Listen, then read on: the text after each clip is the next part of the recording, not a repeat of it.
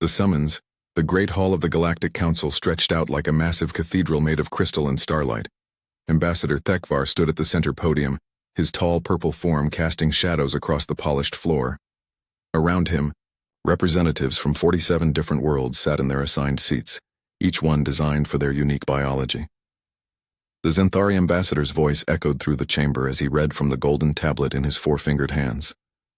The charges against the species known as humans are as follows: unauthorized expansion into the Kepler sector, violation of the Neutral Zone Agreement of 2387, and military buildup in contested space. Council member Zixthala of the Vorthak Collective chimed softly from her crystalline form.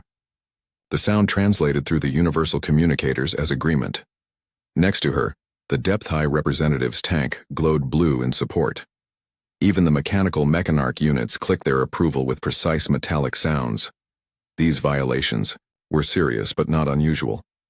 Young species often pushed boundaries as they grew into the galactic community.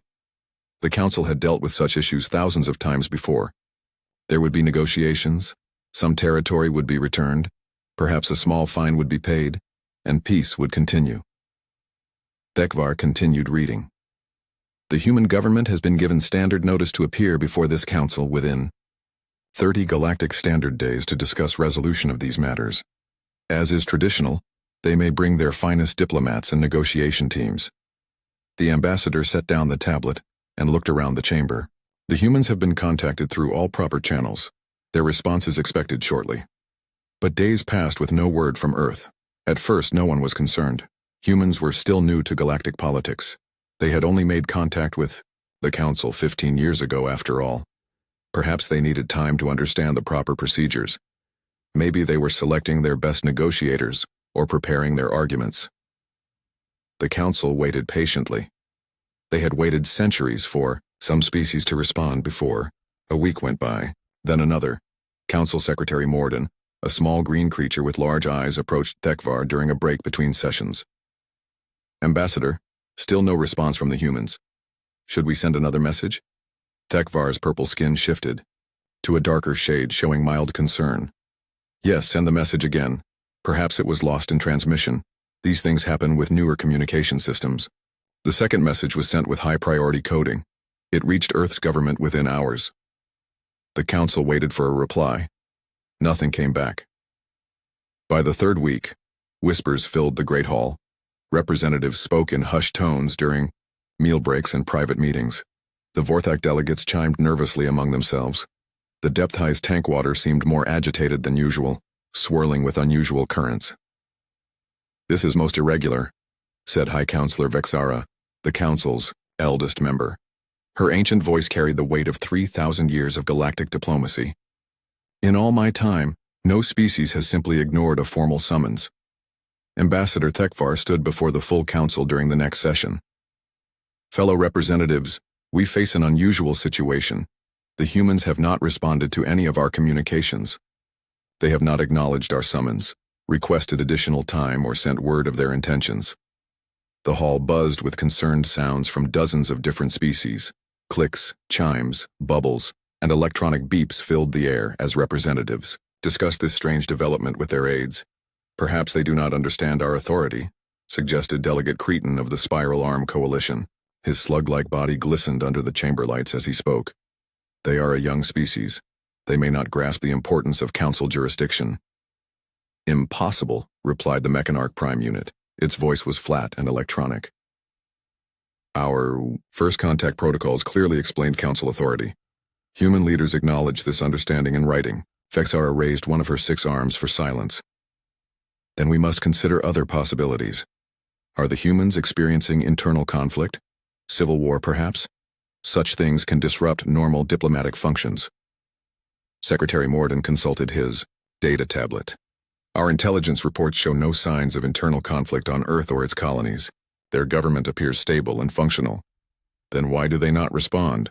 Asked the Depth-High representative, his words appearing as text on everyone's screens, since his species communicated through bioluminescent patterns. The question hung in the air like a challenge. Thevar had seen many diplomatic crises during his long career. He had negotiated peace between the warrior Kethmorn and the peaceful Veltar. He had helped resolve the Great Trade Dispute that had threatened to divide the entire galaxy into warring economic blocs.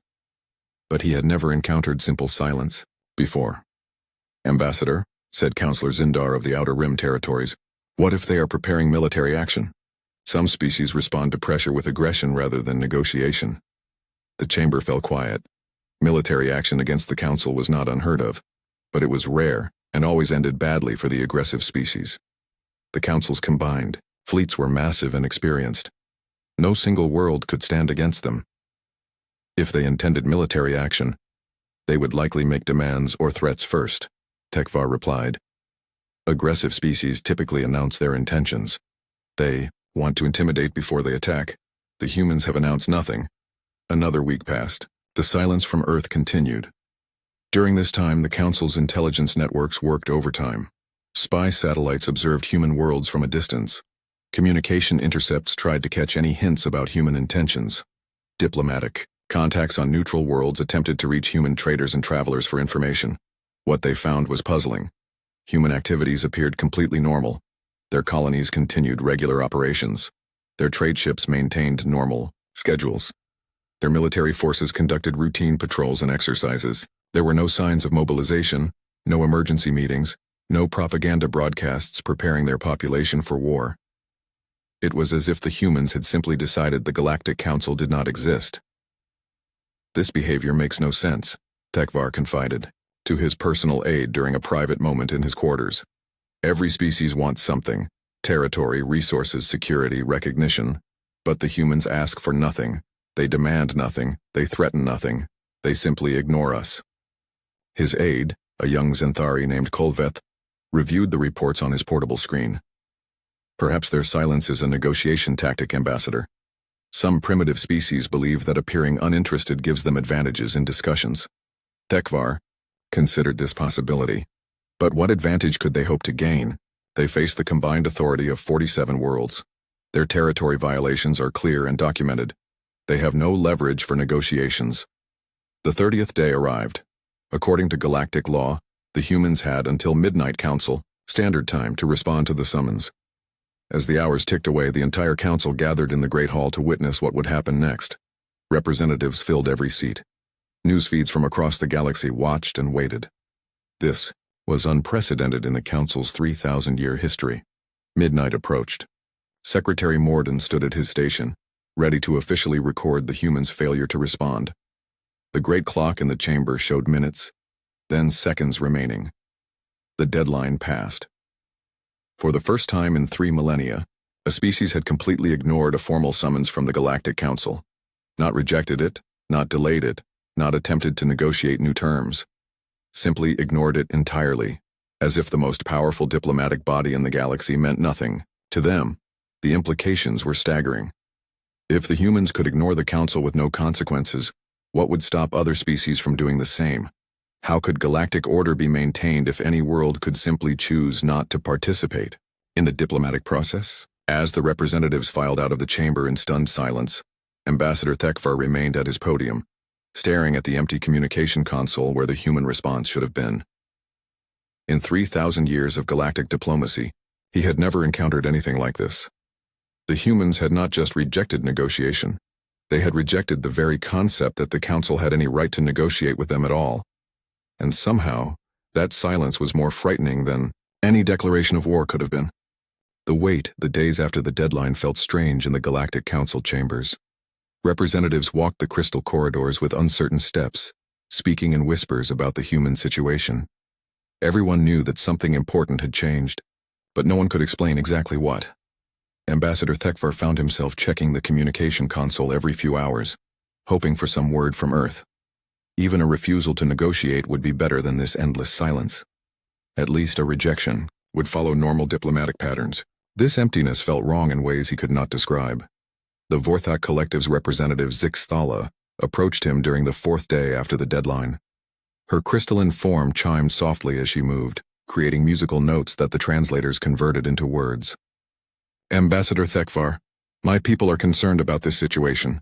We have trade agreements with 17 human colonies. Should we be worried about their stability?" Thevar's purple skin shifted to show uncertainty. "I honestly do not know. Delegate Zixthala, This behavior is unlike anything in our historical records. She chimed again, this time with notes that expressed confusion. But surely they must respond eventually. No species can simply ignore the galactic community forever. One would think so, Thevar replied. But the humans seem determined to prove us wrong. Across the chamber, the depth-high representative floated in his specialized tank, his bioluminescent patterns flashing in rapid sequences. The translation screens showed his growing agitation. Unprecedented, illogical, concerning for galactic stability. The massive aquatic being had reason to worry. The depth-high controlled 3 major shipping lanes that human vessels used regularly. If the humans were planning some kind of aggressive action, those shipping routes would be obvious targets. But intelligence reports continued to show normal human behavior. Their merchant ships still requested permission to use the shipping lanes. Their crews were polite and professional at space stations. Their diplomats at neutral worlds continued to attend social functions and cultural events as if nothing had happened. It was as if they lived in a universe where the Galactic Council's summons had never existed. High Counselor Vexara called for an emergency session during the second week after the deadline. Her ancient form moved slowly to the central podium, supported by mobility aids that had been crafted by the finest engineers in the galaxy. Fellow representatives, she began, her voice carrying the weight of millennia. We face a crisis unlike any in our recorded history. The humans have not simply rejected our authority, they have ignored it completely. This threatens the very foundation of galactic civilization. The chamber filled with sounds of agreement from dozens of species. The Mechanarch units clicked in perfect synchronization. The Spiral Arm Coalition delegates made low humming noises. Even the usually silent observer species transmitted brief electronic signals. The question before us, Vexara continued, is how we should respond to this unprecedented situation. Our options, as I see them, are threefold. She raised one of her 6 arms, extending a single finger. First, we can wait longer. Perhaps the humans simply need more time to understand the seriousness of their situation. A few representatives made sounds of support, but most remained quiet. After 2 weeks of waiting, this option felt weak. Second, she raised a second finger, we can send a diplomatic mission directly to Earth. Face-to-face contact might achieve what remote communications have not. More sounds of agreement greeted this suggestion. Ambassador Thevar nodded his approval. Direct contact was often more effective than formal messages. Third, Vexara raised a third finger, and her voice grew heavier. We can begin economic sanctions, cut off trade agreements, restrict access to shipping lanes, and isolate human colonies until they agree to negotiate. The chamber grew quiet. Economic sanctions were serious business. They could harm innocent civilians and often led to increased tensions rather than resolution. Delegate Cretan of the Spiral Arm Coalition spoke up, his slug-like form glistening as he moved. High Counselor, what about military pressure? A show of force might remind the humans of our collective strength. Several representatives made sounds of disapproval. Military actions, even symbolic ones, had unpredictable consequences. Military options remain available, Vexara replied carefully. But the Council has always preferred diplomatic solutions. Let us not abandon our principles simply because we face an unusual situation. The debate continued for hours. Some representatives wanted immediate action. Others counseled patience. A few suggested trying to understand human psychology better before making any decisions. Ambassador Thevar found himself studying reports about human culture during breaks between sessions. Their history was violent compared to most galactic species, but they had also shown remarkable capacity for cooperation when faced with common threats. Their first contact with the galaxy had been peaceful and enthusiastic. What had changed? During the third week after the deadline, the Council approved sending a diplomatic mission to Earth. Ambassador Thevar volunteered to lead it, despite the personal risks involved. If the humans were planning military action, approaching their homeworld could be dangerous. The mission was scheduled to depart within 5 standard days. 3 ships would make the journey, 1 diplomatic vessel, 1 escort ship, and 1 communication relay to maintain contact with the Council. The approach would be careful and non-threatening, following all established protocols for diplomatic missions. But on the night before departure, something unexpected happened. Secretary Mordun burst into Thevar's quarters with his portable communication device flashing urgent signals.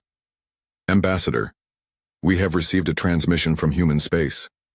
Thevar's hearts both skipped beats. A response to our summons? No, sir. Something else entirely. They are broadcasting to all neutral worlds and independent colonies. The message is being repeated on every major communication frequency. What does it say? Morden activated his device and a human voice filled the room. The translation was clear and precise. This is General Sarah Chen, speaking for the Earth, government and all human colonies. We are aware that certain galactic organizations have made claims about our territory and actions. We do not recognize the authority of these organizations over human space or human affairs. We will defend our legitimate interests through whatever means prove necessary. Any attempt to interfere with human activities will be considered an act of aggression. That is all. The message was brief, calm, and absolutely stunning. Thevar stared at the communication device.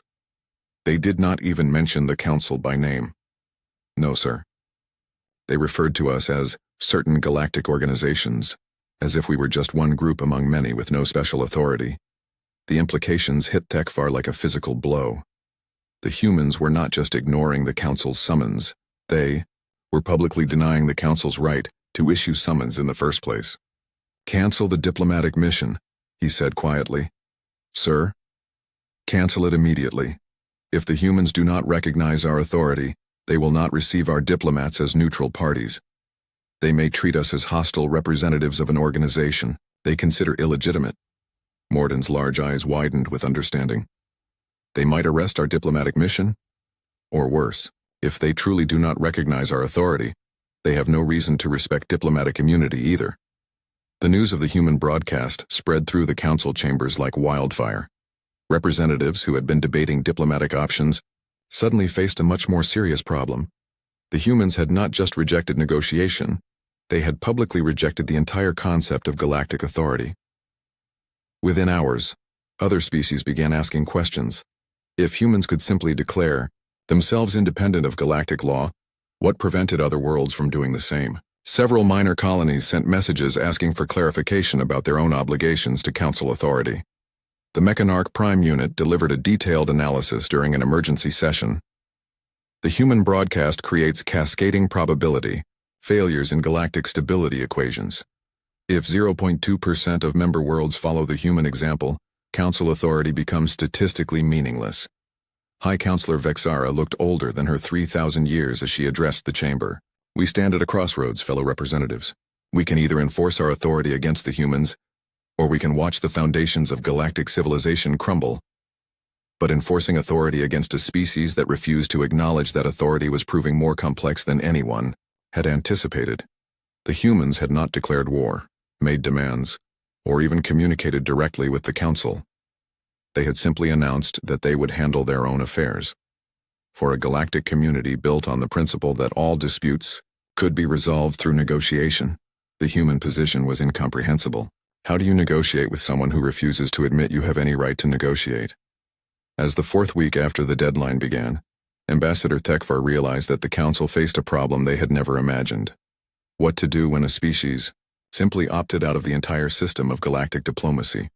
The humans were not just rejecting negotiation, they were rejecting the idea that negotiation was necessary in the first place, the investigation. The Galactic Council's intelligence division had existed for over 2,000 years, but it had never been designed for a situation like this. Intelligence work typically involved gathering information about potential threats, monitoring trade disputes, or tracking criminals across space. It did not involve trying to understand why an entire species had decided to ignore the most powerful diplomatic body in the galaxy. Director Quental, a small insectoid being with multifaceted eyes, stood before the Council's Intelligence Committee, in a secure briefing room deep beneath the main chambers. Her 6 arms moved in complex patterns as she presented her findings. Fellow committee members, she began, her voice translated from rapid clicking sounds. Our investigation into human activities has revealed patterns that challenge our understanding of civilized behavior. Ambassador Thevar leaned forward in his seat. As head of the Intelligence Committee, he needed to understand what the humans were really doing. Director, please share your findings. Quental activated a holographic display that filled the center of the room. 3-dimensional images of human space appeared, showing star systems, colonies, and shipping routes in detail. First, the obvious question. Are the humans preparing for war against the Council? She touched a control, and the display zoomed in on human military installations. Our long-range sensors detect increased activity at 17 major military facilities. New construction, expanded training programs, and higher production rates for military equipment. Committee member Vextol, a gas-based being contained in a specialized environmental suit, made a sound like rushing wind. This suggests they expect conflict. Perhaps, Quental replied. But look at the type of preparations. The display changed to show detailed scans of human military assets. They are not building invasion fleets or assault transports. They are constructing defensive platforms, improving planetary shields, and developing new point defense systems. Thevar studied the images carefully. They are preparing to defend, not attack. Correct. But that is not the strangest part. Quental manipulated the controls again, and the display showed human civilian activities. Look at their colonies. Normal expansion continues. New settlements are being established. Trade with neutral worlds proceeds without interruption. Cultural exchanges continue with species that maintain diplomatic relations. The committee members made various sounds of confusion. This behavior made no sense from a military perspective. If they were preparing for a major conflict, Quental continued, we would expect to see resource rationing, civilian evacuation from border areas, and increased propaganda to prepare their population for war. Instead, human society appears to be functioning normally. Committee member Roldar, whose aquatic species required a specialized tank, sent his thoughts through bioluminescent patterns. Analysis. Humans behave as if Council does not exist. Precisely, Quental agreed. They are not preparing for war with us. They are preparing for the possibility that we might declare war on them. The distinction was subtle but important. A species preparing for aggressive war would focus on offensive capabilities and mobilization of resources. A species preparing for defensive war would focus on protection and maintaining normal life as much as possible. Thevar felt his understanding shift. They do not see themselves as the aggressors in this situation. Correct. From their perspective, they are simply continuing their normal activities while preparing for the possibility that external forces might attack them for doing so. The holographic display changed again, showing intercepted human communications. Most were routine civilian and commercial messages, but some revealed interesting patterns. We have managed to intercept some government communications, Quental explained. The humans have been conducting detailed studies of Council military capabilities, logistics networks, and alliance structures. Spy work, commented Vextol. More than that. Look at these analysis reports. The display showed complex charts and mathematical models. They are not just gathering intelligence. They are running detailed simulations of potential conflicts. Thevar studied the charts, his translator struggling to convert human mathematical concepts into his native language. What do these simulations show? That is the truly disturbing part, Quental said. According to our analysis of their analysis, the humans have calculated the probable outcomes of various scenarios involving Council military action against human territory. She highlighted specific sections of the intercepted reports. They have modeled economic blockades, limited military strikes, full-scale invasion, and diplomatic pressure campaigns. For each scenario, they have calculated probable costs, duration, and final outcomes. Committee member Korvash, a silicon-based life form, resonated with harmonic frequencies that translated as concern. Do their calculations show they can defeat Council forces? No, Quental replied. Their calculations show they cannot defeat us in conventional warfare. But they have reached a different conclusion. The room fell silent except for the humming of life support systems and the bubbling of Roldar's tank. They have concluded that the cost of fighting would be acceptable, Quental explained, even if they lose. This statement was so alien to galactic thinking that several committee members requested clarification through their translators. Thevar spoke first. You mean they are willing to fight a war they expect to lose? According to their internal communications, yes. They have calculated that surrendering to Council authority now would create what they call precedent for future submissions. They believe that accepting our jurisdiction over the Kepler sector would lead to continued expansion of Council control over human affairs. But that is how galactic diplomacy works, Vextol protested. Species join the galactic community by accepting certain limitations on their individual sovereignty. The humans appear to reject this premise entirely, Quental replied. They view each concession as encouragement for further demands. From their perspective, any submission to external authority, no matter how reasonable, creates a pattern that will eventually result in complete loss of independence. Roldar's patterns flashed rapidly. Psychological analysis requested. Human. Decision-making process appears irrational. That is where our investigation becomes truly concerning, Quental said. She manipulated the controls, and the display showed detailed psychological profiles of human leadership. We expected to find evidence of mental instability, cultural programming, or religious extremism that might explain their behavior.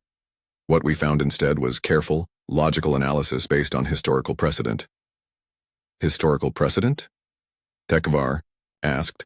Human history contains numerous examples of conflicts where technologically inferior forces successfully resisted superior opponents through extended defensive warfare. They have studied these historical cases extensively.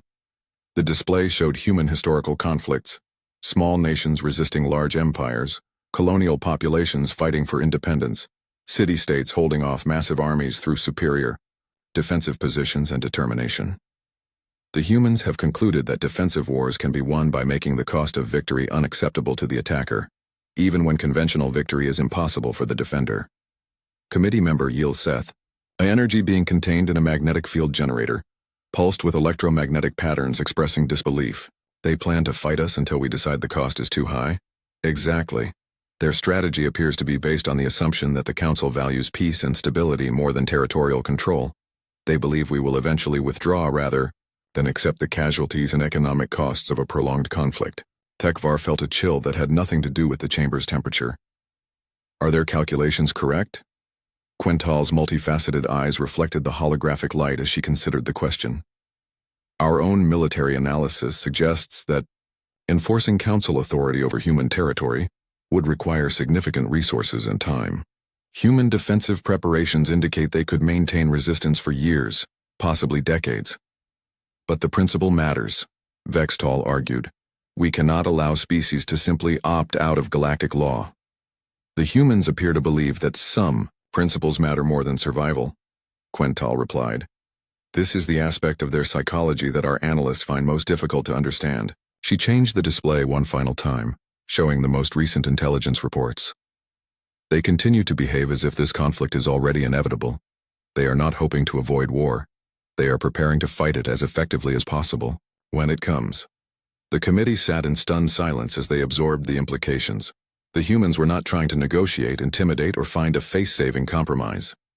They had simply decided that their independence was worth fighting for, calculated the costs, and concluded that those costs were acceptable. Director, Thevar said finally, in your professional opinion, what are the humans going to do next? Quental's arms moved in patterns expressing uncertainty. Based on their historical behavior patterns and current preparations, they will continue normal activities while strengthening their defenses. They will not initiate hostilities, but they will not compromise on what they consider core principles. And if we take military action, the realization Ambassador Thevar could not sleep. For 3 nights he had lain in his quarters staring at the artificial stars projected on his ceiling, trying to understand what the intelligence reports really meant. The numbers and analysis were clear, but their implications seemed impossible. On the 4th morning, he made a decision that would have shocked his younger self. Instead of attending the regular council session, he locked himself in his private office with every piece of data the intelligence division had gathered about human behavior, culture, and psychology. He was going to solve this puzzle once and for all. The first thing he studied was human history. Not the sanitized diplomatic version that had been prepared for first contact, but the complete record of their species' development. What he found was disturbing and enlightening in equal measure. Humans had fought wars continuously for their entire recorded history. Not just occasional conflicts, but constant overlapping struggles between different groups, nations, and ideologies. Their planet had rarely seen true peace for longer than a few decades at a time, but that was not what caught Thevar's attention. Many species had violent histories. What made humans different was how they fought. Most galactic species viewed war as an extension of diplomacy, a way to gain advantage in negotiations or secure resources. Conflicts typically ended when one side achieved clear superiority, or when the costs became too high to justify continued fighting. Humans fought differently. They had records of conflicts that continued for decades or even centuries, long past. the point where any rational analysis would suggest surrender. They had examples of small groups fighting massive empires with no hope of victory, simply because they refused to accept defeat. They do not fight to win, Thevar said aloud to his empty office. They fight to avoid losing what they consider essential. The distinction seemed subtle, but as he studied more examples, its importance became clear. A species that fights to win will surrender when victory becomes impossible. A species that fights to avoid unacceptable losses will continue fighting until they are physically incapable of resistance. He opened the communication console and contacted Director Quental. Director, I need clarification on the human military preparations. Are they designed for short-term defense or long-term resistance? Her response came quickly. Long-term resistance, Ambassador. Their defensive installations are built to operate independently for years if necessary. They appear to be preparing for extended conflict rather than decisive battles. Thank you. Thevar closed the connection and returned to his studies. The next piece of the puzzle came from human philosophy and ethics.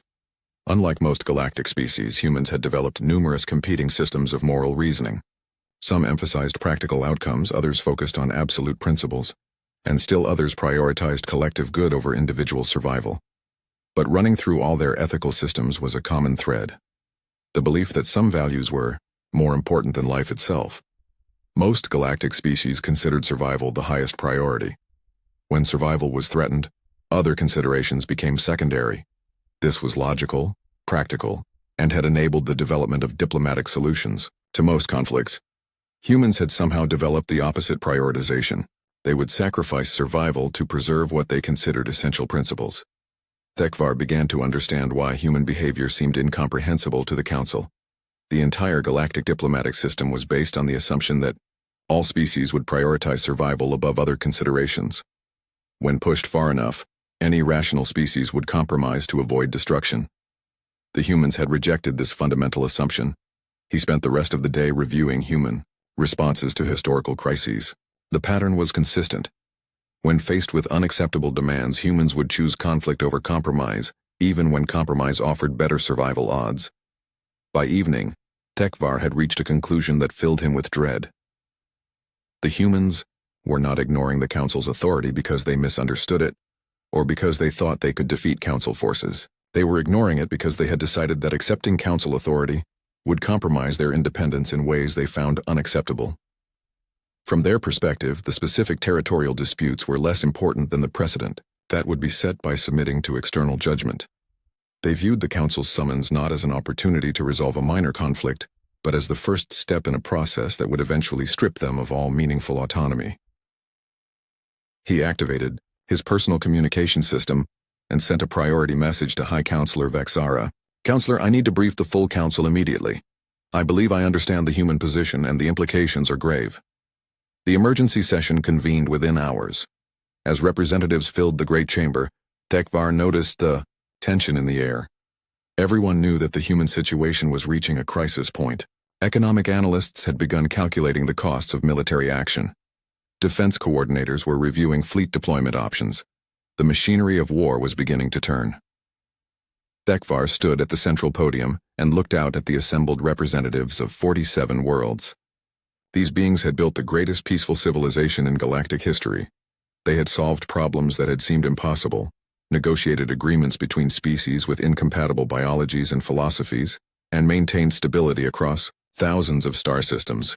But they had never encountered a species that considered independence more important than survival. Fellow representatives, he began, I believe I understand why the humans refuse to negotiate, and I believe our response to their refusal will determine whether galactic civilization survives the next century. The chamber fell silent. Even the usual background sounds of life support systems and translation equipment seemed muted. The humans are not refusing to negotiate because they believe they can defeat us militarily. They are refusing because they believe that any negotiation with us is the first step toward complete loss of autonomy. Sounds of confusion and disagreement filled the chamber. Several representatives requested clarification through their translators. Consider our standard diplomatic process, Thevar continued. A species faces territorial disputes, resource conflicts, or trade disagreements. They come to the Council. We mediate a solution that typically involves compromises from all parties. The species accepts limitations on their sovereignty in exchange for peaceful resolution. Delegate Cretan raised one of his pseudopods. This system has maintained galactic peace for 3,000 years. Yes, Thevar agreed. Because every previous species has valued peace more than absolute independence. The humans have inverted this priority system. He activated the holographic display, showing human historical examples. Look at their past behavior. Repeatedly, when faced with the choice between submission to superior force and resistance despite impossible odds, they choose resistance. But surely they understand that resistance is futile against council forces, protested the Vorthak representative. They understand perfectly, but they have concluded that submission is worse than destruction. From their perspective, becoming a client, species subject to council authority is a fate worse than extinction. High Counselor Vexara spoke from her position at the head of the chamber. Ambassador Thevar, are you suggesting that the humans prefer death to diplomacy? Not to diplomacy in general, Counselor, but to diplomacy that results in external control over their internal affairs. They view our authority as fundamentally illegitimate, regardless of its practical benefits. The implications began to sink in around the chamber. If the humans truly believed that council authority was illegitimate, then every aspect of galactic diplomacy became irrelevant. The Mechanarch Prime Unit processed the information with electronic precision. Analysis. If human position spreads to other species, council authority becomes inoperative. Exactly, Thevar said. The humans are not just rejecting our jurisdiction over their specific territorial disputes, they are rejecting the concept that any external authority has the right to make binding decisions about their affairs. Delegate Zixathala's crystalline form chimed with distressed harmonics. But without external authority, how can conflicts between species be resolved peacefully? The humans appeared to believe that voluntary cooperation is possible without hierarchical authority. They seem willing to work with individual species on mutually beneficial projects, but they reject any system that claims the right to compel their participation. As the debate continued, Thevar realized that the Council faced a choice that would define the future of galactic civilization. They could enforce their authority against the humans, proving that resistance to Council jurisdiction would be met with overwhelming force. Or they could allow the human precedent to stand, potentially inspiring other species to declare independence from galactic law. Neither option offered clear advantages. Military action against the humans would be costly, and would set a precedent for using force against species that refuse to accept Council authority. Allowing human independence might encourage other species to reject Council jurisdiction, leading to the collapse of the galactic order. The new reality. The message arrived during the Council's morning session, transmitted on an open frequency that every communication system in the galaxy could receive. It was brief, formal, and delivered in the calm, professional tone that had become familiar to anyone following the human situation. Secretary Mordun read it aloud to the assembled representatives. To the Galactic Council and all interested parties, the Earth Government and Human Colonial Alliance do not recognize the authority of the Galactic Council over human territory, human citizens, or human affairs. We consider the Kepler sector to be legitimately colonized human space, developed through our own resources and efforts. We will continue normal operations in this region and will defend our interests through whatever means prove necessary. Any military action taken against human territory or citizens will be considered an act of war and will be met with appropriate response.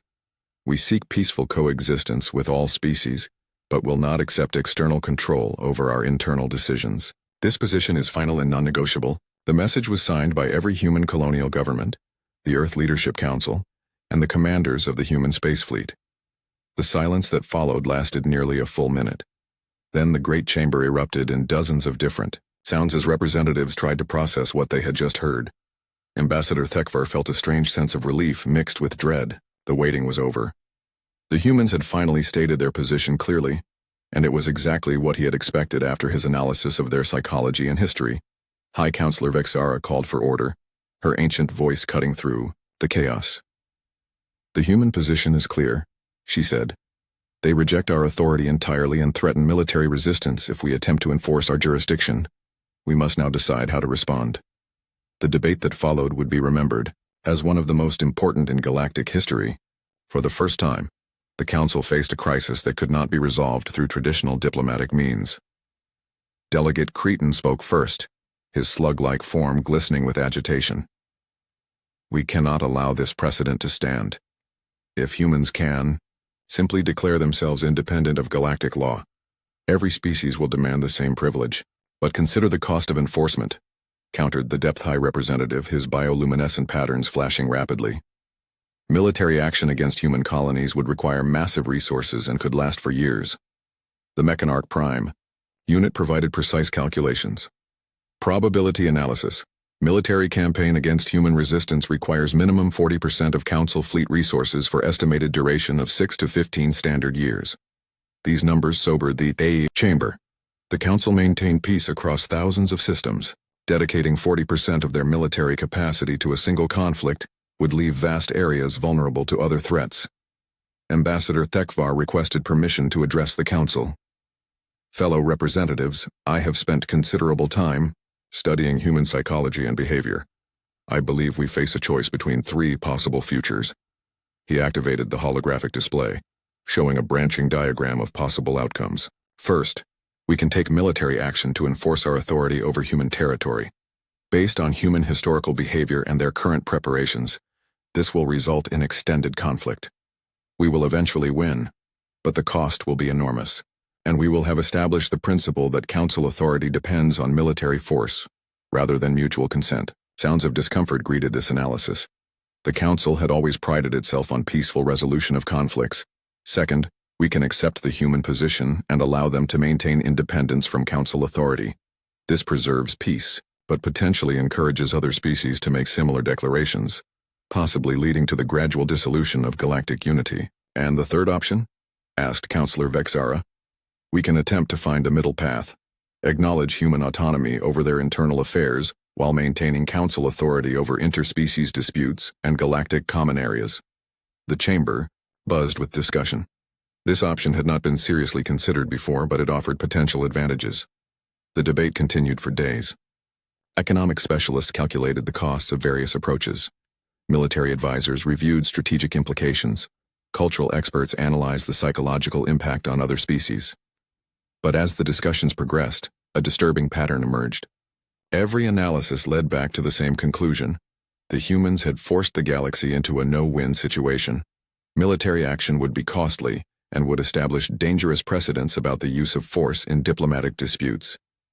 Accepting human independence might encourage other species to reject Council authority. Even the middle path option carried risks, as it might be seen as rewarding defiance. During the 5th day of debate, something unexpected happened. A delegation of minor colonies requested permission to address the Council. Their spokesperson was Governor Lindar of the Epsilon Eridani mining worlds, a collection of small settlements that had never been politically significant. Honorable representatives, Governor Lindar began, the human situation has caused us to examine our own relationship with Council authority. We have concluded that the humans raise valid questions about the nature of galactic governance. The Chamber fell silent. This was exactly what Council members had feared. We do not seek to copy human defiance, Lindar continued. But we would like to discuss modifications to Council authority that preserve galactic unity while respecting species autonomy. Over the following days, more delegations requested similar discussions. The Outer Rim territories wanted clarification about resource extraction rights. The Spiral Arm Coalition sought modifications to trade regulations. Even some major species began questioning specific aspects of Council jurisdiction. The human crisis had opened a door that no one had expected. Species that had accepted Council authority for centuries were suddenly asking whether that authority was as necessary or beneficial as they had assumed. Ambassador Thevar found himself in the unprecedented position of managing multiple simultaneous discussions about the fundamental nature of galactic governance. The humans, by simply refusing to participate in the system, had caused other species to question whether the system worked as well as they had believed. 3 weeks after the human message, High Counselor Vexara called for a final vote on the human situation. The options had been refined through extensive debate. Option 1. Military enforcement of Council authority over human territory. Option 2. Formal recognition of human independence from Council jurisdiction.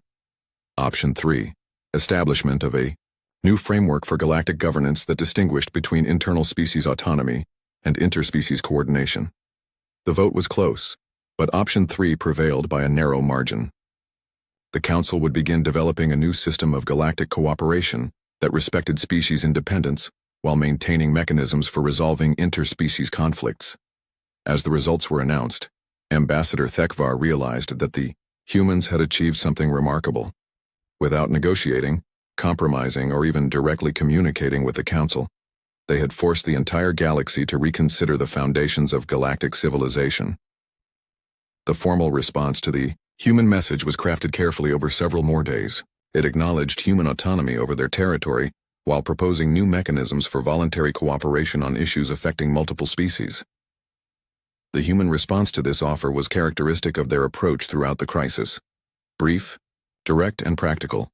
We accept the principle of voluntary cooperation and reject any system of compulsory jurisdiction. We are willing to participate in discussions about specific issues affecting multiple species, provided such discussions do not presume authority over our internal affairs. We will consider each proposal on its individual merits. And with that, the crisis was over. Not resolved in the traditional sense, but concluded in a way that no one had anticipated. The humans had not negotiated their way to independence. They had simply declared it and prepared to defend it, forcing the galaxy to adapt to their position, rather than attempting to adapt to galactic expectations. As Ambassador Thevar walked through the crystal corridors of the Council chambers, in the days following the agreement, he reflected on what the humans had taught the galaxy. They had demonstrated that sometimes the most effective negotiation strategy was to refuse to negotiate at all. By making their position clear and non-negotiable, they had forced other parties to decide whether the relationship was important enough to justify accepting human terms. The galaxy had decided that it was. The new framework for galactic cooperation would take years to fully develop and implement. Many species would need time to adjust to the concept of voluntary, rather than compulsory, participation in galactic governance. But the humans had already moved on. Their colonies continued expanding, their trade networks grew, and their society developed along its own chosen path. They participated in galactic discussions when it served their interests and politely declined when it did not. They had achieved exactly what they wanted, the right to determine their own future without external interference. And they had done it without firing a single shot or compromising a single principle.